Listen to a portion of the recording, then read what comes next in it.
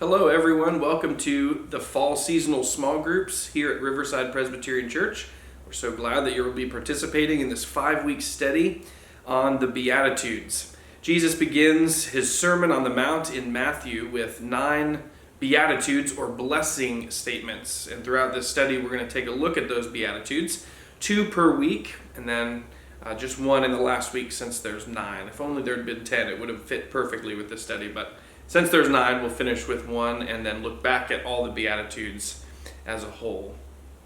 Each week, I will offer a few opening thoughts on the 2 Beatitudes that we're considering that week in this video, and then you'll be provided questions for discussion after that. The questions are meant to guide your discussion, but you don't need to stick to them. You can follow the trail of the conversation within your group, and we hope that they will prompt good, wide-ranging discussion about the virtuous life as Jesus describes it in the Sermon on the Mount, and especially in these Beatitudes that inaugurate and kick off the Sermon on the Mount. So the first 2 Beatitudes that Jesus gives are as follows. Jesus says, "Blessed are the poor in spirit, for theirs is the kingdom of heaven. Blessed are those who mourn, for they will be comforted." All of the Beatitudes have this sort of twofold structure in which a present circumstance is described, and then a future circumstance is anticipated in light of the present. So the Beatitudes are forward-looking as they look for God's redemptive work to play out, both in the world as people follow Christ, but also at the end of time, at the eschatological moment when God sets everything right. So first, blessed are the poor in spirit, for theirs is the kingdom of heaven. To be poor in spirit is simply to be dependent upon the mercy of God. It refers to those who have a genuine sense of their spiritual need. It doesn't have to do with being sort of faint-hearted or despondent, and it doesn't have to do here with literal poverty, though elsewhere in Matthew, he talks a lot about the poor. And in Luke, who gives similar Beatitudes, Luke does say, "Blessed are the poor," but Matthew has this phrase, "poor in spirit," which sort of expands it out to all of us, whatever our material circumstances in life. The poor in spirit are still blessed. Gustavo Gutierrez, a theologian who helped pioneer the whole movement of liberation theology, says that this beatitude refers to a kind of spiritual childhood, or our state of dependence on God for everything we have in life, much like a child is dependent on a parent.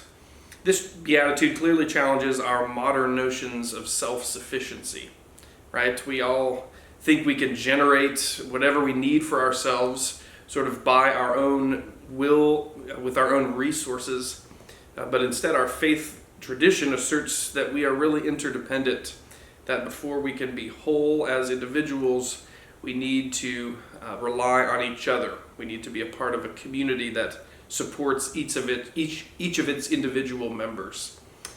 Spiritual poverty and dependence is something that we never graduate from, no matter how far we advance in life. We're always to remain dependent on God for daily bread.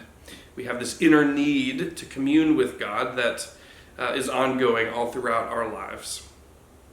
It's no surprise that Jesus begins his Beatitudes with this one, because it's what St. Ambrose called the most fundamental virtue, a sense of our daily dependence on God for all these things. And without a keen sense of our spiritual poverty, if you will, our ongoing need for God in all things, none of the Beatitudes that follow will really make much sense to us, because they all allude to a certain kind of need that we have and that we rely on God for. So let's move on to the second Beatitude for today. Jesus says, "Blessed are those who mourn, for they will be comforted." In a nutshell, in its original context, this Beatitude is probably alluding to the fact that the righteous suffer and the wicked prosper. And this reality is the same fundamental, challenging theological problem that we all have today, right? We all look around and wonder why bad people get away with doing bad things, and why good people suffer for reasons far outside their own shortcomings. There's a sense in which when we look at the world around us and we observe all of its injustice, grief or sadness should be the response to anyone who has a genuine sense of just how rampant much of the injustice in the world really is. If we look at the world as God sees it through the lens of God's desires for the world, we can't help but be grieved. We can't help but mourn at the ways that injustice seems to prevail. Certainly there's a future sense in which the comfort that God provides those who mourn is anticipated. There's a sense in which when we look at the world, we may feel powerlessness to set things right. And of course, we look to God to do some of that work beyond what we can do ourselves. And we trust that somehow, in the end, God will set things right. But in the meantime, also, we should look for ways that we can provide comfort to those who mourn as a kind of foretaste to the kingdom of heaven that will one day come. When we weep with those who weep, when we stand with those who are oppressed, when we work for justice in the world, we are providing comfort to those who mourn at the state of the world in anticipation of what God will ultimately accomplish at the end of time. So there's an introduction for you to the 2 Beatitudes for this week.